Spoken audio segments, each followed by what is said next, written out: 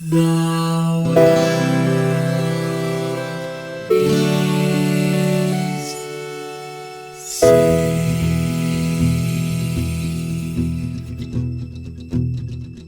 The living room's dark, save for light being cast from the big TV screen and the imminent sunrise that's teasing the one starry sky with whispers of morning. What up, George? Not a lot. I'm feeling funky. How about you? Funky. Funky. I feel like smooth jazz should just be playing under this whole. Well, not. I guess it'd be more like hip hop. Yeah, Not really- it's pretty firmly in the hip hop area. Smooth hip hop, is that a thing? Can we have some smooth hip hop on the track? It's hip hop music, you know. With a was it a Z and a K? I think so. Yeah. And that's how we started our episode about the history of elevator music. Which, if you didn't know, that's what this podcast is actually about. It's just all been leading up to that. So we played like an oldie, like a real oldie, from the 16-bit era. We played ToeJam and Earl. Yep, Panic and Funkotron. ToeJam and Earl, the first one. Yeah, Panic on Funkotron. Well, there's only the one, right? That's the sequel. And that is a quick rendition of the conversation that we had yesterday afternoon at a wedding that we had no time to salvage the situation before recording this podcast. No time to right the wrongs we had wrought upon ourselves. No. And this is one of those things that I've dabbled a little bit in programming. So like you were pulling from like the end of the index, like you started the right side of your shelf and you're like, I'll just go until I hit it. There it is. And I started at the left side of my shelf and did the same thing. Yeah. Here we are. And also too, so the two things that were the red flags for, or not the red flags, but the reason why I was like, this is why it happens, because I have actually never played ToeJam and Earl. You know, I've only played Panic in Funky Town or whatever, you know. Panic on Funkotron. Yeah. Panic in Funk. Anyways, but yeah, so took me I really strained not throwing an F-bomb in there right now. Like it really leads itself to that. I appreciate your candor. Anyways, but yeah, so that was the game I played. So when we were like ToeJam and Earl, I'm like, yeah, ToeJam and Earl, Panic on Funkotron, obviously. Like, and then just immediately that's what I went for. But I think because we were at a wedding, right? And so we were like talking to each other kind of in passing, as you do in weddings, because weddings, nothing else to do. Yeah, exactly. So you said something using presents, and I was like, you don't use presents, they're just for points. And you're like, no, it's a pretty core game mechanic. Yeah, it's kind of crucial to the game. Yeah, and I was like, no, man, you shake trees and you get presents. And then we had to stop talking for a minute. But I feel like we both left that situation with a sense of dis-ease, like something's wrong. It's like the uncanny, like horror villain, where like they twitch a little too fast, like. Well, so the original ToeJam and Earl, the right one, ToeJam and Earl, the ToeJam and Earl. Exactly. Is a roguelike. So there's like some different, there's water and there's like desert space and there's like some road. And I really left that conversation. Like I got pulled off to go do wedding nonsense and you got pulled off to go do wedding nonsense. And for like the remaining 30 seconds, I was allowed to control my own thoughts. All I could think was like, are there trees? I mean, I've played this game like for years and what the hell is he talking about? And then somebody was like, hey, I need you to come help me with this. And I was just like, surely this will get resolved. Yeah, of course. Yes. No, so luckily I was able to double back and play about an hour-ish of ToeJam and Earl. And you have played Panic in Funky Funk. So Funky Town. Yeah, last train to Funky Town. Yeah. So we're going to try something a little different this time where we juxtapose the two games as best we can just to make some lemonade out of this. Yeah, and I think we have a very like high school debate team tack because I don't like the second one and you have almost no experience with the first one.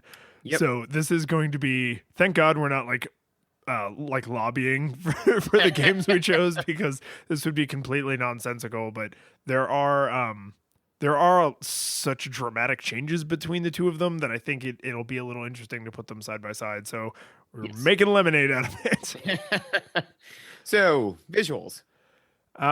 So the biggest difference right away is that the original ToeJam Earl very early in the Genesis life cycle, and the sequel came a few years later when they had gotten a little more used to what it was like to work with the graphics and how to make them, shinier, and the style of games was changing. The original ToeJam Earl to me looks like an MS-DOS game. And I don't mean that in a pejorative way, but it feels very PC gamey. Like the way they do the pixel art just makes me think more, thank you for playing Wing Commander, and less like pulling, the Sonic the Hedgehog cartridge out of my Genesis. Do you get that feeling at all? Yeah, I wanted to give a thumbs up. So like we can do like thumbs up, thumbs down. Thumbs up to the original in this one, thumbs down to the sequel. Because when I was playing the sequel, actually one of my notes were like, why do ToeJam and Earl look so awful? Like I honestly I was like, why does this game look so like some of the aliens look pretty decent and like, it's very stylistically distinct, but I was like, man, the character sprites just look ragged and bad. Whereas, and then I played the original. I was like, oh, okay, so they are more complex and more fleshed out than the original, but not enough to like meet bare minimums. And the reason why I give the original one a pass on this is because the lower, I guess, resolution, the lower specificity on the character model is because in my mind, you're a representation on a map. Because of kind of like the way it, it's that kind of, it's not truly isometric, but it's like the pseudo top down. Right. Yeah. It kind of like another game that I've heard of. I can't think of any. You should just go on. We don't want to waste people's time listening to us think. Yeah. Right. Just coming up with things off the top of our cap. Anyways. But so I thought that so to me my mind kind of gave that a pass because it was like A, kind of like map representative, and B, you are further away from the character, like there's a lot more screen. Like your character takes up, let's say, 1/16 of the screen, whereas in Panic and Funky Funk, you take up like an eighth, right? So you're a lot closer. Well, and the biggest difference, and I mean, we'll definitely have to harp on the mechanics a lot, but like the original is a roguelike exploration game with a mostly top down, what most people would call a top down viewpoint, and Last Train to Funky Town is a completely bland and uninspiring side-on platformer. Like every other bland, uninspiring side-on platformer. It's like someone on the development, because I mean, we did our research and I know all of the things that happened, but I'm tired and can't think of any of them right now. So it's almost like someone on the development team, when they were going to make the second one, was like, yeah, so people seem to like the first game, so now it's going to be the same kind of exploration mechanics, but we're going to get to redo all the visuals because now they're back on their home planet instead of being on Earth. And somebody else was like, boring. Make it more like Bubsy the cat. and then that man was promoted to manager, and they made his terrible vision into a reality, and we call it Last Train to Funky Town. Yeah, no, because after that Last Train goes there, nobody ever went to Funky Town again. Because not to bury the lead, but I think that like I like the way you said that the first one is a roguelike top-down exploration based game, and the second one is a waste of your goddamn time. It just oh god, I get so frustrated with that game, and we can get into that way more mechanics, but I was just kind of like, oh god, why are we doing this, and how come again, red flags in retrospect, because I think we like mentioned it in passing, and like I was like, Lyons has spoken not super high, but like decently high of this game, like, and this game's pretty bad. I mean, we've disagreed before, but normally not this badly. Whatever, questions for later, like I should look into this 6 hours later. But yeah, so no, I was actually impressed with how poor a lot of the visuals were in Panic on Funky Town, because like, okay, so if you saturate the color palette for everything, it makes it actually seem bland, you know? Right. Yeah. When every color is special, no colors are special. Exactly. You know, who knew that the color theory and the Incredibles would go hand in hand? But yeah. And so, because of that, mixed with the fact that, and, you know, I got like, I don't know, about halfway through this game, Panic on Funky Town. And then I went and spent some time playing the other one. So I didn't get quite as far on it as I'd like to. But there's no difference in like levels in the sense of like the level design. You know, there's like the Underdark, whatever, Underfunk. Oh, God. I'm more bummed that I remembered the actual name. There's the Underfunk. And there's like about like 5 different like level looks, you know, like level feels, but they can all be experienced like on the same level. And then it's just 30 different levels of that. So after I played like the first 5, I was like, okay. And I put in a code to get to like level 10 and it was the same schlock. And then to like level 15 and it was the same schlock. And I was like, I don't care about any of this. There's no, and I think it's amazing that they took a roguelike explorer and thought that was the way to go. Yeah. How could we change this? What if all we did was change it? What if the one constant was change? And then that guy, because you know this is like a guy who has never been told he's an idiot in his entire life, had like one of those big like A-frame with the white paper, and he like turned it over and it just said change in Sharpie marker, and he pointed to it and nodded and smiled, and everyone in the room was like, oh, isn't that the CEO's nephew? I'm not telling him that everything he just said made him sound like a jackass. Are you going to tell him? I'm not telling him. Or like, you know, like the CEO's person says change, and like one other exec raises his hand. It's like, wait, that's not enough information. And like people turn around and say, did you not tell him that was the CEO's son? Did you not tell him? Get him on board. What is wrong? Shut him up. You shut him up right now. You know, like, yeah. I'm so sorry, Mr. Johansson. That man is fired. Yeah. And so, okay. So this is actually, I think it's interesting that you say part of, I'm sorry, I had to put the kibosh on that. That joke was never going to end. I think it's interesting that you said specifically the lack of variation is frustrating, because the first game has no variation. Like it's almost like tile types in like in a sim. Like this is what water looks like. This is what ground looks like. This is what desert looks like.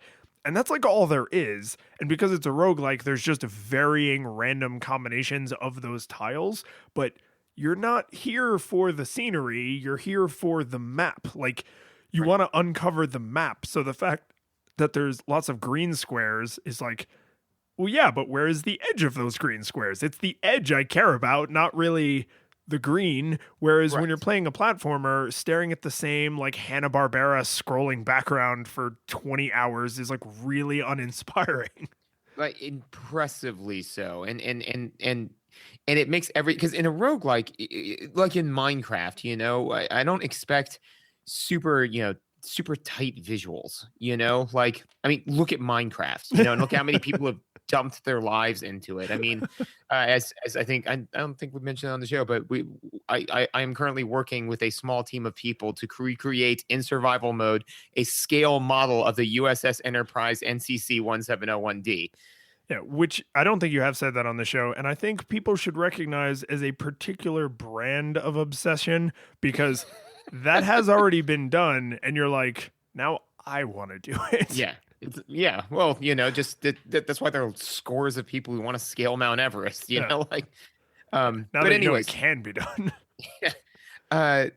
And all this is true, but no. So that's the thing, is that, you know, you don't if a game is pre-crafted, you expect it to be more polished than something that is randomized. Especially, you know, ToeJam Earl, the ToeJam Earl, you could play for hours and hours and hours and hours, because then when you eventually get so far into it or beat it or whatever, you just boot it up again and you do it again, because it's always new, it's always fresh, as opposed to this, where after you play 5 levels, you're like, I don't want to go any further because I don't really care to, and I can't play it again because it's all the same schlock. And if it was a tight experience, it'd be like, oh yeah, that was really fun to like jump and then duck and, you know, hone my skills. But this was not that. Yeah, like we play Super Mario World over and over and over throughout our lives with its Crayola crayon colors because everything feels thoughtful and well chosen and planned out. And people like roguelikes and give them certain weird passes because you don't go for the incredibly brilliant level design. And companies have tried to do this. Like, did you ever play or hear of No Man's Sky? I played No Man's Sky. Yeah, okay. So No Man's Sky, which I never played, but I had to read a lot about because it was just like the news for a little while in the tech world. Yeah. But they really tried to say, like, what if we made these super rich and engaging procedurally generated worlds, and then we made like 1 billion of them. And one of the best reviews I read that actually, I think that review is what kept me from trying that game, was somebody said something like, there's nothing to brag about when you have 7 million procedurally generated worlds and not one of them is interesting. I was just like, whoa, because they put all of the kind of impetus on making it visually stunning, even though a lot of the things that it was procedurally generating didn't make any damn sense. And and in ToeJam and Earl, the ToeJam and Earl, you end up with like these jagged land masses and you end up with random like pits to hell and like there's just all of this shenanigans, but that's what you've been told to expect. No one said like, oh, this is eventually you will perfectly recreate the country you're in, and if you wander long enough you'll recreate the entire map of the planet Earth, because that's not what this is. That's not what is supposed to be happening. You're just on this random nonsense and there's random nonsense enemies, and it's like just how it is. And and I mentioned the graphics looking super MS-DOS-y, or to me anyway. The enemies, for again, I don't know why, but the enemies really drove that home. Like there's some PC games I must have played in like the late 80s, early 90s that look similar. And oh God, man, like the tall-haired lady, and there's like the nerd herd. And they just all make me think like, when I'm done with this game, I'm going to see an MS-DOS prompt. For some of them, I was just like, when I'm done with this game, I'm going to see a Far Side comic. But you know, it's like very super Saved by the Bell, Fresh Prince of Bel-Air, the crazy colors in between levels when you're in the elevator, like no, all of that was pretty bad. The one other note that I have on I've got 2 more. Was for Panic in Funky Town. Was one is between levels, I just care so little about anything that happened in this game. But because you're trying to collect all of the humans to ship them back to Earth because they came with you after the first game. Yes, they like hitched a ride on in space. And there's a lot of them. I don't know how you didn't notice this. It's a small 2-man craft, and there's about 5 billion humans, like the bulk of the planet. It's like the size of a smart car, and yet, I mean, the fact that one could stow away seems unreasonable. But let's not split hairs. Yeah, right. Especially considering that most of them. I mean, because at first I was like, well, okay, wait, maybe they got there, and I mean, humans are alive, therefore we can propagate our species. But you look at the sprites that came over, and you're like, no. No, none of that happened. But anyways, in between each level, you stand onto a giant spring and they pull it and it fires you into outer space, where you then hit something, like you literally hit the fourth wall and then fall back to the planet. And that, I don't know, man. To me, it's kind of like when I think that CEO's son like made that joke, and everybody's like, "Oh, yes, brilliant, sir. We must put it in there."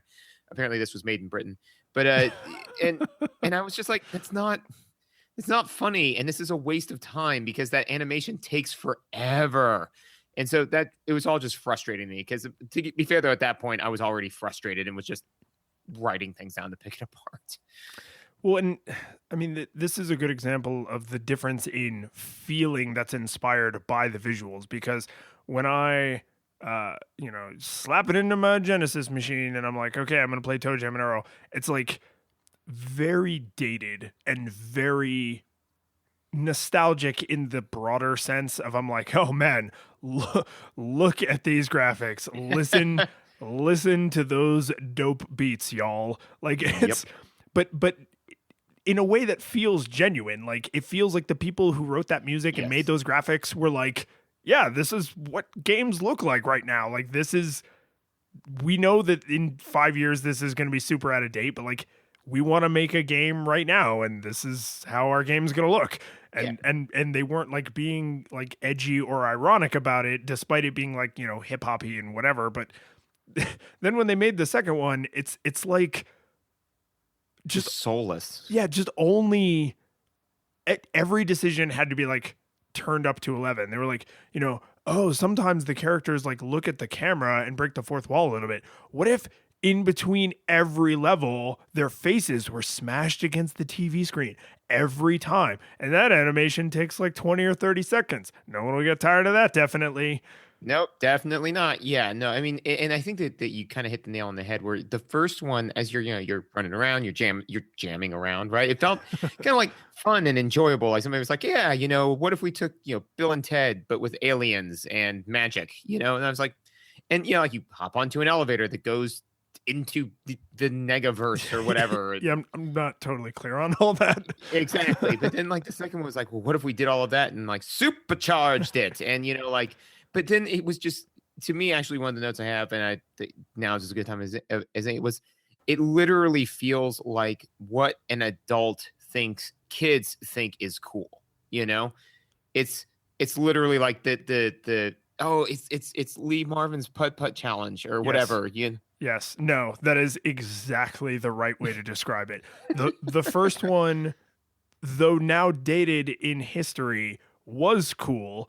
And the second one is what those developers' parents thought they would like for Christmas. Like it's just like, you like that ToeJam and Earl guy, right? And it's like, wait, what? It's like, yeah, they're always like funkin' and hip hopping and they got sneakers on. And it's like, did you even play the first one? Yeah, it's like, yeah, they're cool. Like they got their sneakers untied and the one guy doesn't wear his shirt. And it's like, yeah, you're not wrong. You're focusing on the wrong details here. Yeah, it's just like going to like a Mr. Universe pageant and being like, oh man, look at all of these people wearing Speedos. And it's like, yes. It's not why they're there though, but yeah. And the one other note that I had on visuals is just kind of like a throwaway thing is just, I don't know why this bothered me so much. But I mean, first of all of the enemy sprites I just didn't care for. I thought they were all just silly over the top, again, like what your parents think would be funny is to have like a naked man in a box orating to something like a madman. Yeah. But the boogeyman is there. Okay. So I just want to let you know, we're going to have a discussion about this right now. Cause I don't remember the boogeyman in the sequel. So you go ahead and tell me what he's like. Yeah. Now a part of me wants to gaslight you a little bit and just make up some like sheer insanity. It was the one good part of the game. Oh my God. Have you not? Oh, you got to play. It's 15 hours in. No, he's just like a small sprite about half the size of ToeJam. And he can turn invisible. That's kind of his shtick. So it makes him harder to target. And he just jumps out, like he appears and goes, boogie, boogie, boogie. And then disappears again. And by act of doing that, literally scares some of your life away. But I don't know. It bothered me so much because I was just like, so a bunch of humans hitch the ride. Fine. But not only is there boogeymen, there's boogeymen. There's like hundreds of them, So it's like, well, why did we need that? We didn't need that, Like you could, I don't know, just everything nothing about this is planned. So the visuals in the first game, because the boogeyman is super in the first game, and we're about to talk about him. Sweet. The visuals in the first game always came across to me as the aliens are the cool guys and girls, and all other Earthlings are like how they see us. Right. So we're the non-cool Earthlings and the aliens are cool. And that's why all of the Earthlings are enemies with the exception of Santa Claus. Santa Claus in the first one, you can like steal presents from. All of the other Earthlings are at least like they interrupt your forward momentum if they don't outright like kill you. Right. And the boogeyman in the first one, the biggest difference there is he is noticeably smaller even than ToeJam. But remember, as you said, the amount of screen you take up is way less, and it's top-down view, so the boogeyman can come at you from any direction. I mean, he has to walk on land; he can't fly, but or swim, I think. But so he can walk at you from any direction, but he never is completely invisible for very long. So he will be completely invisible, and then you see the like almost like a shadow of like a man like creeping. And so there, because you take up a much smaller portion of the screen, there's this huge obvious indicator if you're paying attention, like, oh God, the boogeyman is somewhere around me and I need to like get away from here. Right. Whereas in a side scroller where you take up like 80% of the screen with your big fat ugly sprite, like he just pops out of nowhere and there's nothing you can do about it from the sound of it. And that's not only is that frustrating, but it's like they took this clever mechanic in the first one where it's like, oh, how would aliens view some of these things on Earth? Like moms yelling at their kids in shopping carts and like nerds, off to work at IBM or whatever. And like the idea of the boogeyman. And they took that and then they were like, what if we made it unfun and completely didn't understand how this mechanic works and made it visually more disturbing? Yeah. And basically that was it. Cause I like the idea because I think the idea of the boogeyman fits a lot better. And that's the thing is the ToeJam Earl was planned. At least it feels that way. And this one is not, it's all just fan service of the game. Right. So like the boogeyman makes sense in a game where you are a foreigner in a strange land, right? Because it's like, oh, and there's like, so there are these people and they're weird and they've got, they're doing weird things. Like, for example, the hula dancers, where they make you hula dance, Right. Like just kind of things like that, where it's like, ooh, kind of weird and a little cognitively dissonant. And there's actual monsters. But in this one, the boogeyman at no point elicited fear. He was just there because there was a boogeyman in the first one, Right. And the way I dealt with him was, so you throw jars to capture these things, including the monsters, to send them back. Okay. Yeah. Woo. But you can throw jars in like any of the 4, actually 8 directions, right? But the way I would deal with boogeymen is because you have infinite jars, I would literally just jump up and scorch the earth, just throwing them directly beneath me. Just carpet jar the earth. Yeah. And then I would just hit the ground and just see how many boogeymen I had caught. And if it was the appropriate number, then I collected them. And if it was not the appropriate number, I jumped back up and sky bombed again. So I, we have like our bit about research and I love it. I love our bits. I did actually just notice this thing in the Wikipedia article for ToeJam and Earl Last Train to Funkytown. And I think it actually bears sharing with you because I think this Wikipedia article just confirmed our theory about out of touch mom and dad based game development. Really? Yes. So I won't read you this whole paragraph, but there will actually be a link to this in the show notes if you want to go read. But no, don't set a precedent. Well, I always link to information about that game, so this is all the work I would have done. But it actually says like after they finished the first game and it was popular, they were like, "Oh, okay, we're going to make the second game where they have a reason to come back to Earth, and then it's going to expand on the mechanics, and there's going to be indoor areas which are also procedurally generated." So like same idea, but more of it and like more thought out and more fleshed out and more, a sequel. More. Yeah, right. A sequel to the first game, not just a game using similar art assets. Right. And it literally says right here, Sega, however, conferred that they did not understand, and that is actually in like scare quotes, the game, and though the decision was still ultimately with Johnson and I'm going to butcher this name, Vorsanger, the developer started work on a more generic side-scrolling platform game. a concept to which Sega had been more receptive. So essentially, they were like, "Hey, you know that game we made for you that was like successful and like well reviewed and people liked it? We're gonna like expand on it and like make it like bigger and better, and it's gonna be more interesting, and there'll be more stuff to do, and hopefully, you know, people that love the first one will like love this even more."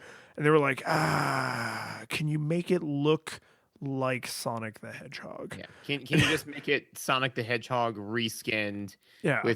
With Sonic and Tails. I mean, ToeJam and Earl. Yeah. Yeah. I mean, and this is every like creative person's nightmare. This sounds like in these two sentences is that the creative people knew the right thing to do, and then the big bad corporation was like, no, but we'll fund you if you make a generic piece of crap. And these people have, you know, their jobs and their livelihoods to think of, and you can't always put creativity first. But oh god, just looking at the screenshot from the second one makes me want to puke. I hate it so much. Oh no, it's not good. It's not good. But do you have anything else for visuals?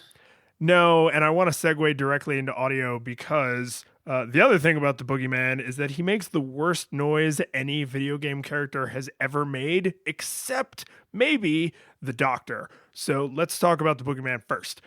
So the Boogeyman in the first game makes exactly the noise you just described, and I'm kind of wondering if they literally copy-pasted that sound effect wholesale, because in the first one, you can usually see him coming. But if you're like distracted by other enemies, or you're being chased by bees, or there's, you know, whatever, like an item is about to run out or something, then he may actually sneak up on you, which is part of what makes him scary, is like he can sneak up on you, and then him appearing from seemingly out of nowhere and going boogie, boogie, boogie, boogie, and you dying a little bit is like, it's jarring, it's effective, it's like a powerful game mechanic. How soul-wrenching would you say that sound is in Last Train to Funky Town? Because it's pretty jarring in the first one. It's honestly hard to say for two reasons. One, by the time I fought the first Boogeyman, I was so filled with vitriol and hate that I could have become a Sith Lord. So, so I cannot claim being unbiased at this particular point. I can neither confirm nor deny. Secondly, though, I think that part of the issue, it may very well have been the exact same sound, but the difference, though, is that it's supposed to being like a small sprite that can kind of sneak up on you, and like, again, you're in an unfamiliar land and you're running away from something that could just appear out of nowhere and get you, you know, versus literally a small little blue creature that appears either A, so close to you that there's just nothing you could do, right? Which isn't really that scary. It's just more like you're just frustrated with the game. Or B, one that appears from like forever away and you're already aware of it, right? He just like kind of pops up and he just tickles you and goes boogie, boogie, boogie. So all of that, even if it's the exact same sound, completely robs it of any fear, you know? Like it's like if I looked at you, Lions, and said, I'm gonna get you, right? Versus if I did the same thing, I was like, I'm gonna get you. But you know, like the way you do it to like your nephew. Yeah, like you make the tickle fingers, tickle fingers at the same time. Yeah, tickle fingers. It's hard to make anything seem creepy with tickle fingers. So unless you go like completely full circle, in which case it's then like super creepy. Yeah, if you Pac-Man that all the way off the map, it comes back around. But yeah, so I can't. I'm gonna actually check because I don't remember, and I played the right game, so I didn't hear it in Last Train to Funky Town. But so in the first game, there's another character that's like a very stereotype of a mad scientist, like the long white coat, the crazy, not quite Albert Einstein hair, more like the straight up like he's been electrocuted kind of hair. Oh. Yeah, and he's got the big, goggles on his forehead. He looks almost like a bastard Doc Brown, like that kind of look.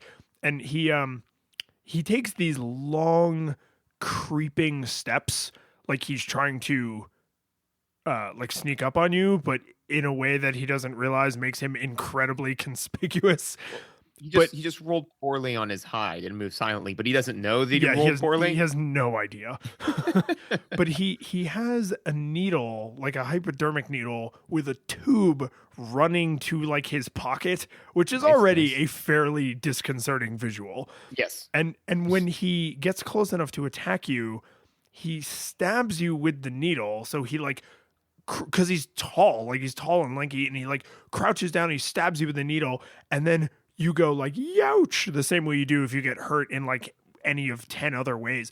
But then he rears back, like back parallel to the ground, like bent so far over at the waist, and does this like just heart-shattering, mind-bending cackle that it probably at the time was like pushing the Genesis's ability to like mimic human noises to its very limit. Like it's unreal, dude. Like I'm gonna find the YouTube clip and send it to you right after we're done recording, because it is unreal how frightening this sound is. Like, and I don't think it's just a nostalgia thing. Like it's just really upsetting.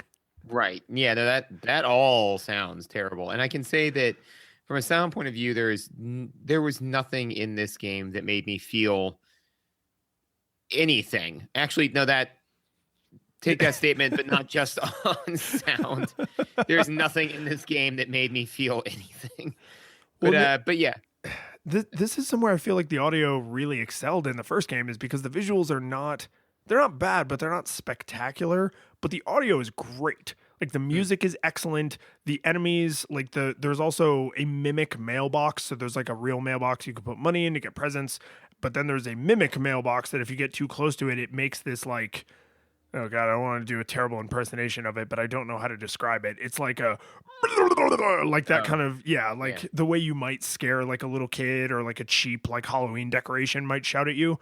But you think it's a friendly mailbox that you can send away for a present in, and then it attacks you, and it's like scary, man. Like the sound effects make the visuals way more intense than the visuals would be on their own. It's like it's used to tremendous effect. Right. And in this one, I think most of the sound just made it sillier. And I mean, that's fine. But like I said, it was just all saturated and silly and saturated in color and saturated in every possible way. You just turned everything up to 11. And so then you went deaf. Quick minor tangent. I saw something, and then I actually bought a shirt that has this on it, which I just really enjoy, which is the concept of Schrodinger's mimic, which is that every treasure chest is both a mimic and a treasure chest, as superimposed on the quantum state until you open it, and then the waveform collapses, and it is either a mimic or a treasure chest. I like that.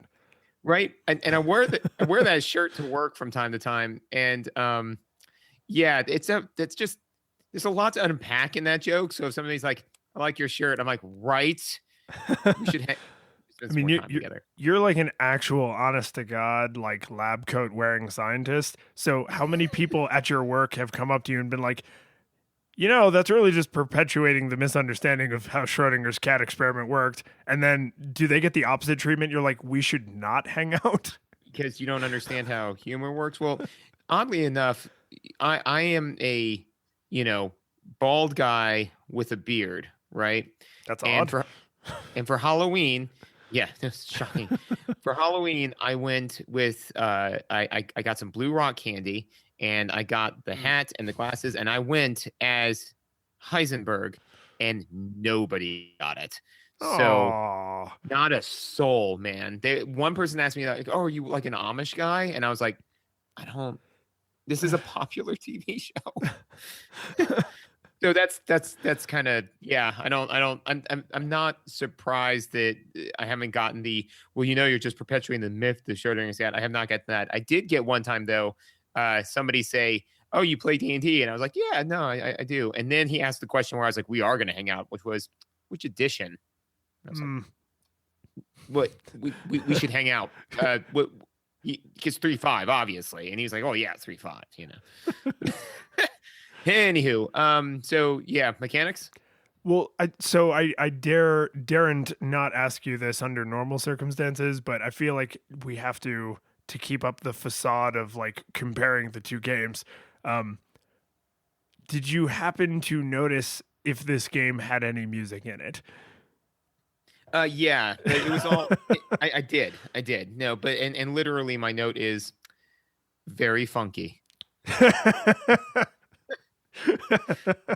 I didn't notice, but with typical garbage troglodyte ears, all I was able to pull out is it's funky. I mean, it's based on the visuals and what I assume we are about to get into with mechanics. That's not surprising. The music in the first one is there's only, I don't know, 4 or 5 tracks, I think. Because, I mean, technically every level could be any level because it's a roguelike. Right. So it's not like you get the underground music and the desert music and the sea world music. Like, it's just every level is every level and no level and ooh. But because of that, I think you just get a random song on each floor. It's like a random song, not the one you just had. Like, the algorithm is probably that simple. And so some of them start to feel a little bit repetitive, but like they're I don't know. I think really the best way I can explain it is the only thing that you are supposed to feel concerned about is the Earthlings, because Earthlings are terrifying. Like, the world is not trying to kill you. It's the inhabitants of the world. You don't care that you crashed your ship. Everything's jamming. Like, everything, there's presents everywhere and hamburgers and ice cream sundaes and like everything's fine. And the music is super upbeat. And I don't think there is literally any sad or slow or depressing music in the entire game. So you feel super empowered by everything except the way most of the Earthlings interact with you. So it's like, I kind of like that they're just like jamming and they just happen to only have like 4 or 5 songs on the tape in their Walkman. But at the same time, like, because it's a roguelike, you might go a long time in between finding ship pieces, which means eventually you're just like, okay, I get it. Like, yes, okay, I've heard this music. Thank you. Yes, please stop. And and that's the thing is that, you know, again, just because I can't say enough bad things about Panic in Funky Town, is just all of it is just it's funky, you know, but it's like but it's, and there's nothing wrong with funky music, but what I'm saying is that it's like literally a CEO went to, you know, like a musician and said, I need funky music. And it's like, okay, well, can you be a little bit more specific? Like, what's the scenario? Like, what are we trying to like convey? What kind of, you know, it's like, no, just make it funky. Yeah, you know, I without listening to it, I'm gonna guess it's like ad for Coca-Cola funky. It's not guy listening to hip hop drove past my house and I heard some hip hop funky. It's like ad for Coca-Cola funky. It's more like just I don't know. I guess like the way I could, because again, I'm this is not my strong suit, but I would say it's closer to saying, you know, like the drawing that a 3-year-old makes versus the drawing that like a 20-year-old artist makes, you know. If you told them to draw the same thing, you know, you get the same representation, but even I could like hear them like, this is just very simplistic. Like the music wasn't really that enjoyable because it was chopsticks, but funky, you know, but it was funky chopsticks. Yeah. Funky chopsticks. All right, so now we could probably get into controls and mechanics. And this is, I mean, these games could not be more different in kind at this part. So, you know, two roads diverged in a wood. Yeah, no, the one thing that I just absolutely have to touch on is this game wastes so much of your fucking time. It just does, man. You know, like, okay, so... And I've got like a list of things. You have to use the funk scan all the time, right? So there's the funk scan mechanic. Not making that up. Go on. You have to scan for funk. But no, basically what you do is you have to hit pause, and then it brings up a set of 3. So there are 3 buttons, but there's technically 6 because they change when you hit pause. And one of them is Funk Scan. And what it does is it reveals hidden things in the map, right? That you can get at by shaking trees or looking in bushes or moving rocks, all of which take forever, right? And so, like, but the humans sometimes hide in trees, right? So a little red dot will appear saying, you know, like, hey, there's a human nearby, right? So then when you see that and if a human's not evident, like you can't see them on the screen, right? Then you have to hit start. You have to hit your funk scan. You have to see where they are. You have to go over there. Sometimes move a rock out of the way. Sometimes you have to move a rock out of the way, which takes a couple of seconds because it's a push wait, right?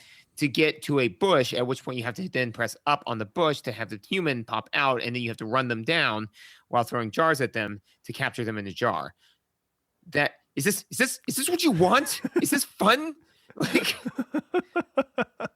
like that's all I could think of, man. I was just like, who? This is the whole game. Like, and then literally, I've done all of that now, and now I get to walk 3 more screens away and do it all again. That's all you do is and then so and this is just insidious wasting your time. Like this. I want to be like, this is inhumane. This is not humane game design, where basically when you shake a tree to get a present, which does nothing, which we can get back into, but basically as opposed to being a fun, unique, interesting mechanic that changes the way you interact with the world around you, it just gives you points. And once I realized that's all it did, I abandoned that endeavor forever. But you hit your funk scan, you see that there are some presents in a tree, so you shake the tree to get the present out. No. There's 3, sometimes 4 presents in the same tree, but you have to shake the same tree 4 times, and each present falls out. But it falls out arcing at a different angle, so you have to release the tree to go get it. You can't just sit there, shake them all out, and then go collect them all. You have to go shake, collect, shake, collect, shake, collect. Everything they can do to bleed your time away, they do, and it's upsetting. And then I'll let you get in a word edgewise because I've just... Okay, so the one other one, I mentioned this to you offhand when I was raging out during the wedding, was like there are these buttons that you press, and sometimes you like. So the first time you do it because the first taste is free. And you press, what is supposed to be the point of the buttons again? It's just another thing you interact with to find humans. Correct. Okay. So, or presents or fire, whatever. Right. It's another roulette spinner in the game. Kind of, yeah. In that you don't know what that one always does the same thing, but you don't know what it's going to do until you interact with it, right? So it's a press A here kind of situation, right? So you go there, you press the button, thing happens, right? I'm not making this up. In one of them, I went up to it and pressed a button, and then that button dropped into the earth, and a new button presser came up 2 feet away. So I then walk 2 feet away, press that button, it sinks into the earth, and then another button shows up 3 feet away. So I go and I press that one, and then a present appears. That's a waste of your time. I could have pressed the first one and the present could have appeared. They just wasted another 20 seconds of my time because they knew that if you actually just condensed all of that there was to actually do in this game, it would be 5 minutes and then there'd be riots for the fact that you spent $60 on it. Okay, so the first one is like that in none ways. No. Right. And you can tell, like, I'm really glad I saw that little paragraph on Wikipedia because you can tell that so much of what went into the second game was the guy with the check said, this is what they want. So this is what we're going to do. And it's like, we got to have presents. Okay. There are presents scattered about. It's like, okay, we got to have earthlings. Okay, so like sometimes there's like earthlings. So you can feel it. Like they just had to include things without thinking about like how their inclusion would actually impact the game and like would it be fun and would it be funny? And I'm sure they tried to make the best they could out of it, but instead they just thought back fondly on the first game they made, which was good. So in the first game, the general premise is you crashed your ship because Earl's bad driver and the ship exploded in 10 pieces and you got to find those 10 pieces. And there's 10 procedurally, or there's actually like infinite, but there's a bunch of procedurally generated floors that you for some reason move between with like a Charlie and Chocolate Factory elevator. and some of them have ship pieces on them and some of them don't. And all of the game mechanics are basically around exploration. Right. For example, when you get to a new, let's just call them levels. When you get to a new level, you don't have any of the map revealed, but that level is now set in stone. So if you go up a level and then you fall down, you fall onto the level you were just on, and you might fall onto a part you hadn't yet explored, and now you can explore that part. And there are edges of the map, like, because I mean, the map makes no damn sense. Like, they're not trying to make it make any sense. So, like, there are edges of the map that just like randomly expand when you get closer to them. So there might be like pathways that exist that you didn't know about. So you have to actually like, you have to go around and like look at the world. And then the Earthlings, many of them are faster than you. so you have to use the presents because in the first game, presents serve a function. So here's how presents work. So you start with a couple presents. I think you start with 2 revealed presents and 2 unknown presents. And then every present you pick up is an unknown present. You don't know what it does until you use it. And then when you use it, if you pick up another present of that type, by the way, they don't all look the same. The images are just random. So it's not like you can say, oh, pink and black wrapping paper is always X. Because nice. you have no idea. The images make no sense at all. So, and that's by design because it's a roguelike. So you find out what's in the present. Most of the time the presents are good. Sometimes they're bad. Sometimes they make earthlings appear. Sometimes they make tomatoes. I don't know why tomatoes are like the damaging thing of choice. Sometimes they make tomatoes like rain down from the sky for a little while, and you have to try and dodge them, and so you don't get hurt. Sometimes, and I kid you not, you have fleshed out your inventory. You've got this huge armada of presents, and then you're like, I have a question mark present that I haven't opened yet. I'll just go ahead and open that, and then it freaking randomizes all your presents. So now if you had 15 presents, you now have 15 random presents, and they're all unknowns. Nice. Yes. And in the higher levels, you need them because there are only enemies that are faster than you. So like you need the high tops, you need the springy shoes, you need the wing things, you need the tomato slingshot. Like the entire game is centered around this, like, you need to be willing to expand your knowledge horizons. You need to find out where the map goes. You need to find out what's in your presence. You need to find the pieces of your ship. Like, and it can get a little tedious, and the difficulty curve does spike in a way I don't love on some of the higher levels. But broadly, if you like roguelikes, this is a very fun and interesting take on the roguelike. And it's super 90s. Well, and that's the thing, is that you get the player want to explore the game, right? That is because like one of the things I've read a while back is like there's 2 types of motivations. There's in-game and out-of-game motivations, right? So like, for example, Call of Duty, right? The in-game motivation is to get from point A to point B and successfully complete the mission, whatever that is. Successfully call your duty. Exactly. The out-of-game motivation is to pick the fastest path, right? Because Call of Duty games are terrible, and you naturally want to spend the least amount of time playing them. No, that checks out. But no, the idea is so then what they do is they just juxtapose those 2 values, so therefore the fastest path is generally the most dangerous one, So in this one, the in-game goal is to collect all the parts of your ship, but the out-of-game goal is to explore the world. Not only the world itself as a map, but the mechanics, right? The presence, all that sort of stuff, which make you more powerful both as a player and as a character. So it harmonizes those objectives, right? The in-game objective of you have to explore to collect your ship, and the player objective of exploring the game to become more powerful. Those 2 things are harmonized very well. I honestly don't know what the point of Panic in Funky Town is.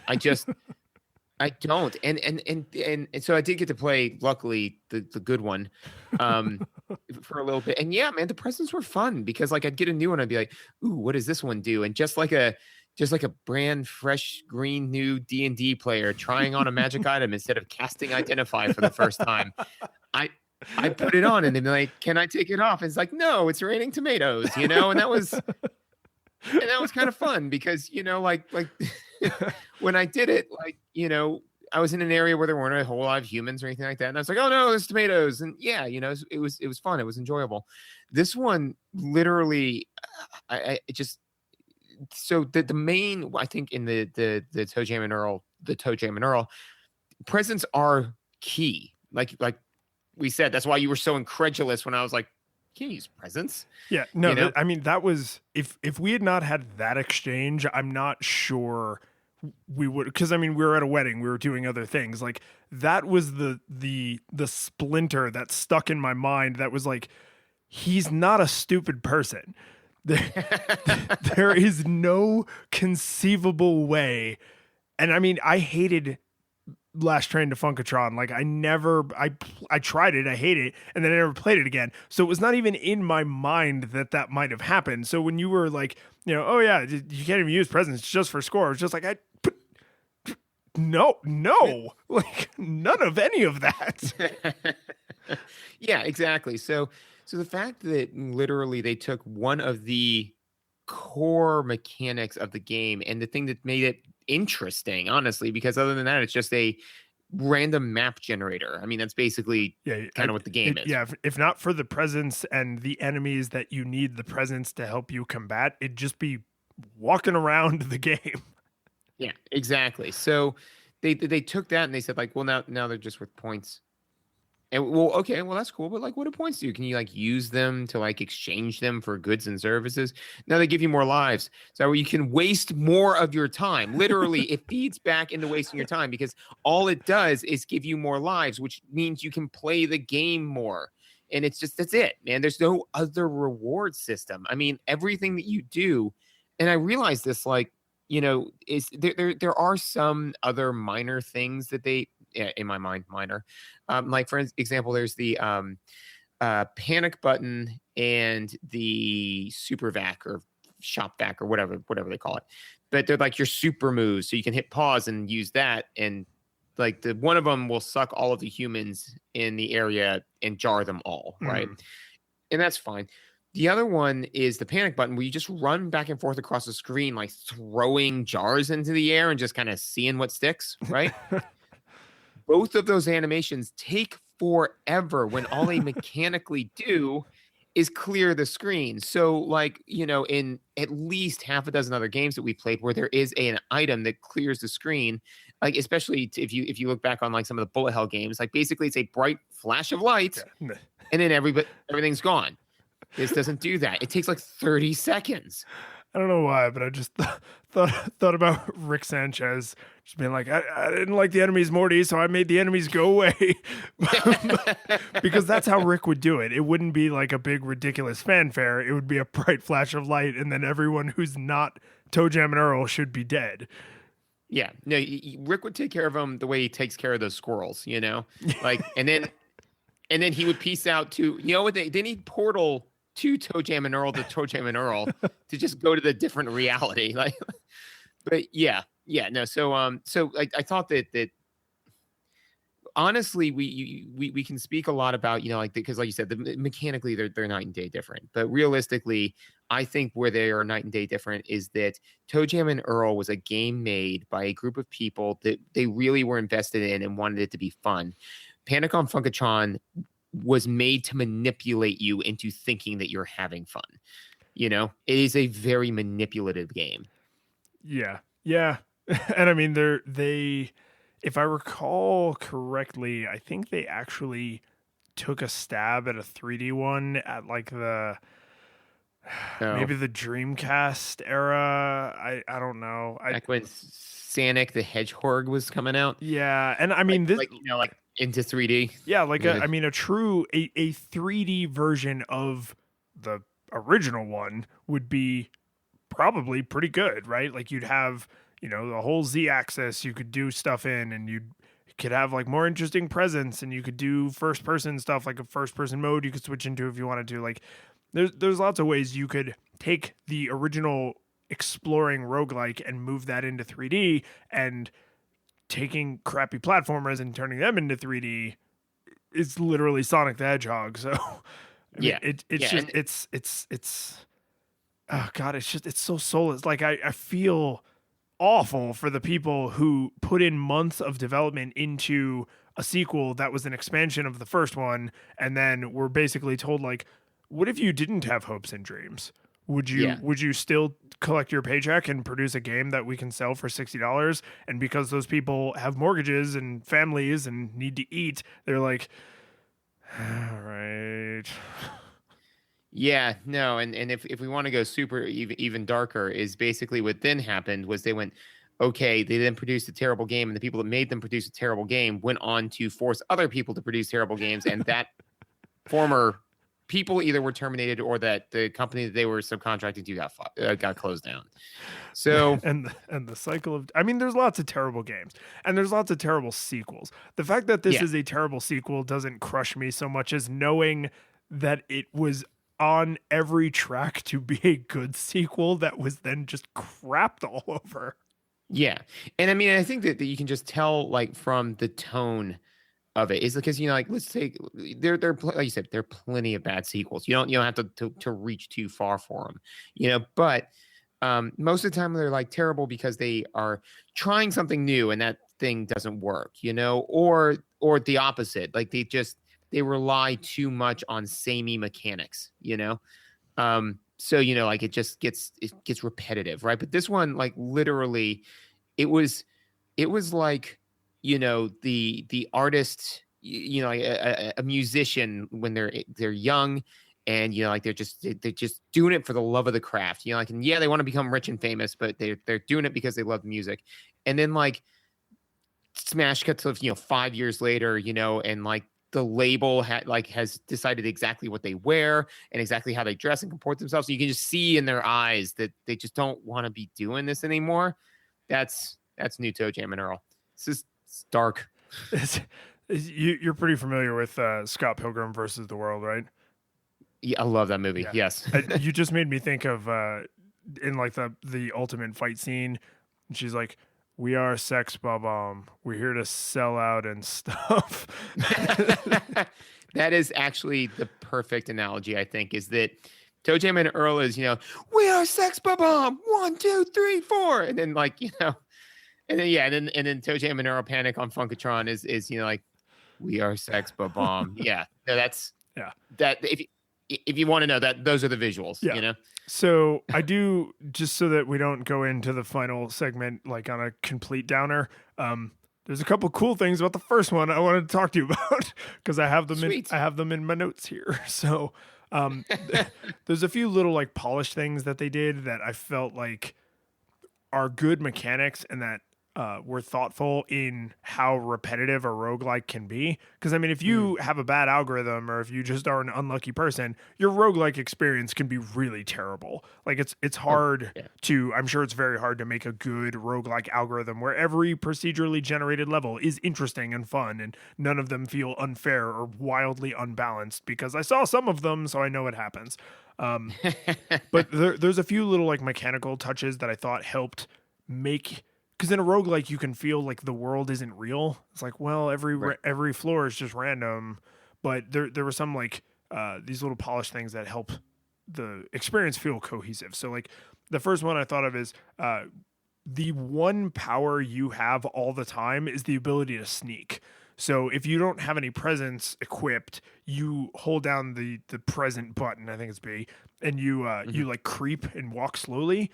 And the reason that that's important is because some of the Earthlings are sleeping. And if you creep walk, they will stay asleep and you can get by them without wasting a present. Or if you have no presents, you can get by them. And the Santa Claus Earthling, if you sneak up on him, he still escapes like he always does, literally always, but he drops some presents. So, nice. Yeah, so there's like this cool little way that even without any equipment, you can still like kind of either escape enemies or interact in a positive way. And I did see that in the quick playthrough that I did scrambling at the end here, and it, if I remember correctly, that's always mapped to a button, you know. Yes. So like if you can always do that, right? So the nice one was like I knew within the first 10 minutes that I could sneak like that. I just didn't see a use for it. But if I saw a sleeping enemy sprite, I would immediately know, oh, well, I should tiptoe because I've seen it before. So even the button mapping on that is pretty solid. Yeah. Well, and then they have a clever way to remind you that noise is a thing this game understands because the way you get health back is through food that you find randomly laying on the ground and or sometimes in presents. And one of the foods you can find is root beer. Root beer makes you burp. So if you are sneaking past an enemy and you've just opened a present that had a root beer in it and you burp, you will wake it up even though you were sneaking. So like there's this very simplistic but very well documented and easily understood concept of noise in the game universe. it's fun. It's interesting. Yeah, it's like they thought about it.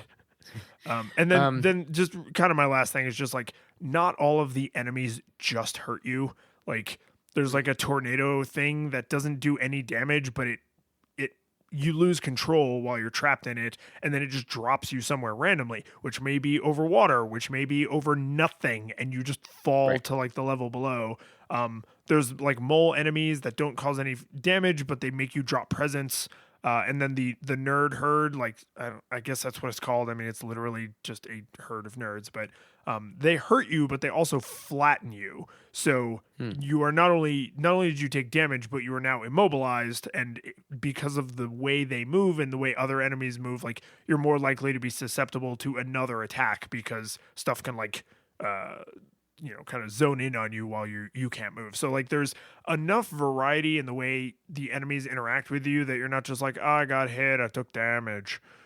Womp womp. And then it just becomes like a health management game. Yeah. Now, one of the nice mechanics that I noticed, and obviously I don't have too many, this is my only note for the original game, but I don't know why I kind of got a kick out of it, was if you let ToeJam stay idle for not very long, like maybe even just 30 seconds, he goes to sleep. Like lays down and... Yeah, he straight up lays down and completely goes to sleep. Now, keep in mind, you can pause this game at any time, right? So if you do need to stop, take a break or whatever, you can pause it. But, I'm taking notes, whatever. And so I see him go to sleep. Moving the controller doesn't wake him up automatically. What it does is it makes you say, wake up. And you have to do it. You have to button mash for like a couple of seconds before he actually wakes up. Oh my God. That is like the one thing I clearly remember from this game. Oh my God. Is there an enemy in the first game that puts you to sleep? I have like a clear memory of ToeJam's voice going, wake up. Yep. Because the first time, because you have to keep doing it. He's like, wake up. Wake up. Wake up. Wake up. Oh my God. Why is that the one part of that crap fest that's stuck in my mind? Yeah, and I kind of like that because, like I said, is as far as you're falling asleep because you're not paying attention to the game thing, it's easy to get around because, like I said, you can just pause it. So if I needed to get up and get a soda or something like that, you pause the game. That's fine. But what I felt it did do is it kept you from inadvertently breaking your immersion in the game. So you have to remember, it's I need to stay focused on this game or I need to take a break, but I can't, just kind of stop and, your mom comes into the room. Yeah, you get punished if you're distracted. Exactly. And I don't know. I kind of like that. For nothing else, and that's a great skill to teach somebody, which is if you're about to be distracted, stop what you're doing in a way that, you can recover from and then pay attention to the next task. So yeah, I don't know. I just kind of got a kick out of that mechanic. Hey, it has a redeeming quality. Oh no, sorry. This is the original one that I'm talking about. Oh my God, did I just never put the controller down that long? So that's a huge bummer because for just a minute I thought you were describing the sole silver lining of Last Train to Funkotron. No, there is none. Oof. There is none. Yikes. Yikes.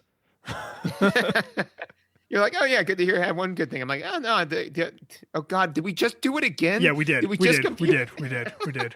I would love to say we thought about that way in advance and we had this whole bit planned for the end of the episode, but no, the second game is so terrible that I allowed myself for a moment to believe you had something positive to say about it, and you're like, no, of course I'm talking about the first one. Dear God. So, I mean, I think your feelings on Last Train to Funky Town are pretty clear, but how did it hold up for you? I think it is a really, really great way to torture somebody in a way that's not directly covered by the Geneva Convention. Are you sure that it's not? Because, I mean, I've never heard anybody talk about this game in 2 decades. So. That's true. In fact, maybe that's why maybe that's why those accords were made, because somebody made somebody play this game and they're like, we need to have rules for this kind of stuff. You can't do things like this. But no, it did not hold up. Not even a little. You can't just put someone on the last train to Funkotron. Yeah. Good God. We were not animals. So for ToeJam and Earl, the ToeJam and Earl, I have to give this a nostalgia monocle because as much as I did actually enjoy playing it, and as embarrassed as I am that I didn't remember the one like funny side mechanic that I embarrassingly accidentally attributed to the wrong game. The one thing that I was very aware of that demotes it from, no nostalgia goggles to nostalgia monocle is after I got to like the 12th or 13th level for like the 4th or 5th time, and the elevator opened and an enemy almost immediately was like, that's a nice lunch you got there that I'm about to eat, and then just knocked me off the edge of the map and I fell down. And even though the 2 levels are now loaded into memory and do not need to be procedurally generated, you have to watch the little elevator level up screen every single time. Right. And so if you are like low on presence, or you are like getting just screwed by enemies, you get kind of painted into a corner. And I don't know if what they want you to do is then go explore, but I kind of felt like I was like, well, I could go back to lower levels and go to every single corner of the map and find any presents I may have left behind, but I don't want to do that. so like it in this somewhat extreme circumstance, I kind of felt like if your present management has gotten really bad and you've gotten to a high enough level where the difficulty curve kind of goes up, like the fun gets, the air gets let out of that balloon surprisingly fast. But I mean, the game's pretty easy to jump into, so you can literally just reach out and tap that reset button and just be like, and I started over. Yep. Yeah. Oh man, no. See, now the worst thing is gonna be like, we're finally gonna be. I'm gonna be like, let's play Legend of Zelda, and you're gonna be like, yeah, but it's gonna be something dumb like Legend of Zelda like 2, for the NES, just to crush my soul or something. The curtain falls, the music plays, the credits roll, then it all fades to black, and you're left by yourself. The fanfare is gone. There's no player 2 there by your side to share victories won. But as you slowly progress down the hall to your bed, a few great events leak back into your head from the time that you spent traversing the land, battling evil, fighting the darkness, just sword in hand. Your memories creeping with the edge of a smile. You realize again what you lost for a while. You're gonna think back much less on how you saved the day than on all the experience gained.